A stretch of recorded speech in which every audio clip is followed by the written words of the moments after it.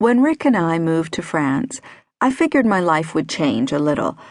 I just didn't know how. To begin with, the new country was a banquet where we were ready to try every dish.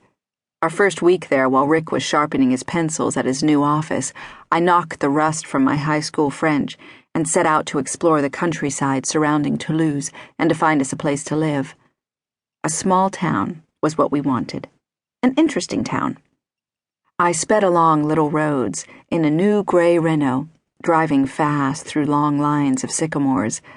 Occasionally, when I wasn't paying attention, I thought I was in Ohio or Indiana, but the landscape snapped back into itself the moment I saw a house with a red tile roof, green shutters, window boxes full of geraniums.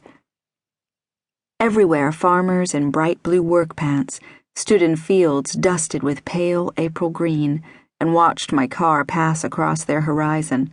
I smiled and waved. Sometimes they waved back hesitantly. Who was that? They were probably asking themselves. I saw a lot of towns and rejected them all, sometimes for frivolous reasons, but ultimately because I was looking for a place that would sing to me, that would tell me my search was over. I arrived in Lisle-sur-Tarn by crossing a long, narrow bridge over the River Tarn. At the end of it, a church and a cafe marked the town's edge. I parked next to the cafe and began to walk. By the time I reached the center of town, I knew we would live there. It was a bastide, a fortified town preserved from the Middle Ages. When there were invasions in medieval times, the villagers would gather in the market square and close off its 4 entrances. I stood in the middle of the square next to a fountain with lavender bushes planted around it, and felt contained and content.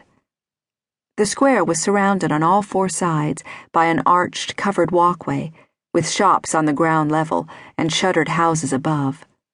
The arches were built of long, narrow bricks.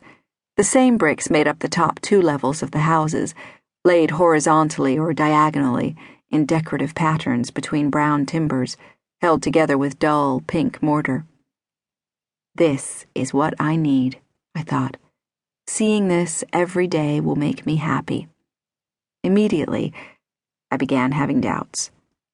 It seemed absurd to decide on a town because of one beautiful square. I began to walk again, looking for that deciding factor, the sign that would make me stay or go. It didn't take long.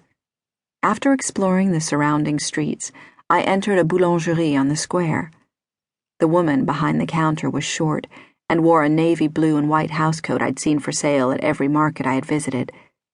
When she finished with another customer, she turned to me, black eyes scrutinizing me from a lined face, hair pulled back in a loose bun. "Bonjour, madame," she said in the sing-song intonation French women use in shops. "Bonjour," I replied, glancing at the bread on the shelves behind her and thinking, this will be my boulangerie now. But when I looked back at her, expecting a warm welcome, my confidence fell away. She stood solidly behind the counter, her face like armor. I opened my mouth. Nothing came out. I swallowed. She stared at me and said, "Oui, madame," in exactly the same tone she'd first used, as if the last few awkward seconds hadn't occurred. I hesitated, then pointed at a baguette. I managed to say, though it sounded more like a grunt. The woman's face modulated into the stiffness of disapproval. She reached behind her without looking, eyes still fixed on me. "Quelque chose d'autre, madame?"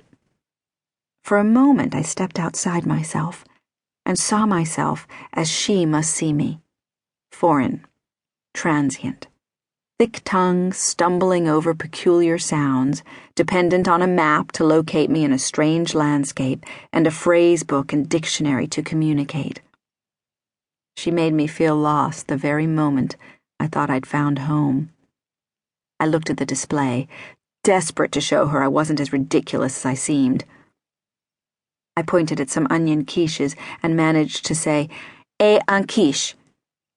A split second afterwards, I knew I'd used the wrong article.